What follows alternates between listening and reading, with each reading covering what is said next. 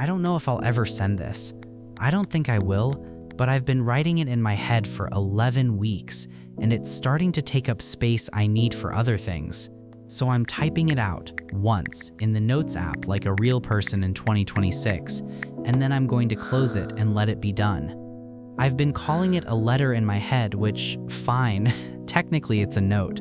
Letter sounds more serious. I think I need it to sound more serious. Tonight your name came up on my phone. It was the 4th time this month, I think, maybe the 5th. I turned it face down on the kitchen counter the way I've been doing all year, and I made tea. And while the kettle was boiling, I realized something I should probably say out loud to at least one person, even if that person is only the version of you that exists inside my head. I'm not angry at you. I want you to know that first. If this ever reaches you, and it won't, I want that to be the first sentence. I'm not angry, I'm just empty.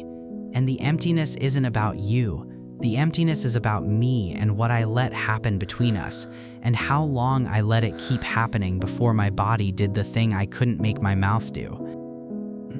Here's the part that I've been avoiding. For a long time, I told myself I was the reliable one. I picked up when you called. I let you talk for 40 minutes about the same problem you'd had for 3 years. I gave you the same advice, and I watched you ignore it, and I answered again the next week.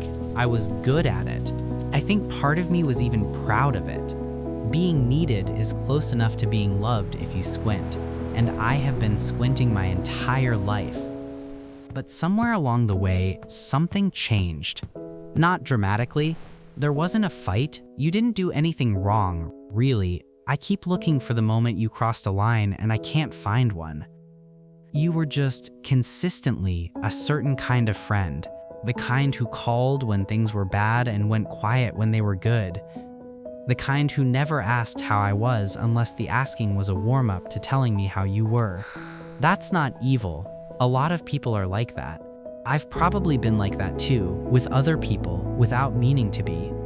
It's just that after a long time of it, something in me ran out, and I couldn't name what it was. I still can't quite. But I stopped picking up, and the first time I stopped picking up, I waited for the guilt to come, and it didn't, and that scared me more than anything. I need to tell you something I read, because it changed how I think about what I did to us. I say to us, but I mean to me, because you don't know any of this is happening. You're probably a bit confused, maybe a bit hurt. Maybe you've already decided I was never a good friend to begin with, which, fair. But there's a scientist called Stephen Porges. He has a theory about the nervous system, Polyvagal theory it's called. He says our bodies have different modes. There's the mode where we're open, social, engaged. There's fight or flight, which everyone knows. And then there's a third, older mode, a quieter one. He calls it dorsal vagal. It's what your body slips into when it has decided, without consulting you, that something has become too expensive to stay connected to. It isn't a choice. It isn't a mood. It's a power save state. Your body pulls the plug on its own. I think that's what happened between you and me. I didn't decide to stop replying. My body did. It filed the paperwork before my head read it, and for a while I tried to override it. I'd pick up the phone, I'd start typing, I'd rehearse how I'd explain myself, and then I'd put it back down. I couldn't do it. Something in me had already made the decision, and it was waiting for the rest of me to catch up. I read something else too. There's a family therapist called Murray Bowen, and he had a name for this pattern: emotional cutoff. He noticed that the people most likely to go quiet on relationships as adults were almost always the ones who learned to read a room before they could read a book.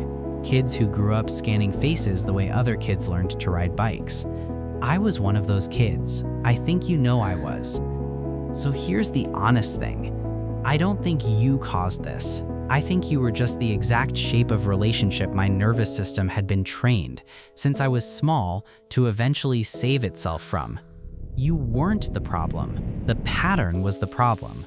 But the pattern ran through us, and at some point my body decided we were the version of it I could afford to let go of. I don't expect you to understand this. If I sent this letter, I don't even know if it would feel like an explanation or like an insult. I didn't leave because of you. I left because of a pattern that started 25 years before I met you. I can see how that might be worse than a clean fight.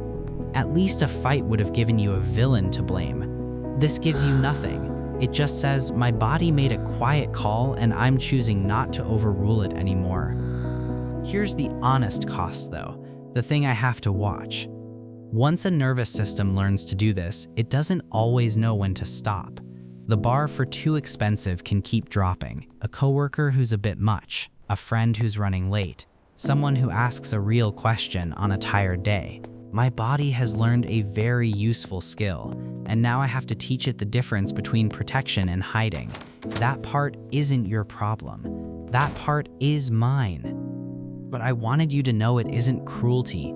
I'm not punishing you. I'm not performing distance. I'm not hoping you'll chase. I'm just, finally, not fighting my own body to keep showing up in a place it stopped wanting to be. I'm going to stop here. I'm not going to press send. I'm not going to save it as anything other than what it is, a note in an app, one of 3 this year written to people who'll never read them. I'm going to lock the phone and go to bed, and when your name comes up again, and it will, I'm going to turn the phone face down and let it go dark, and I'm going to be okay with that. That's the part I didn't used to believe I'd ever be okay with. I spent a long time thinking something was wrong with me for going quiet. I think I understand now. I'm not cold, I'm not broken. I just finally have a body that knows what staying has cost me, and a mind that's learning to trust it. Take care of yourself. I really do mean that. Just not out loud anymore, and not to you.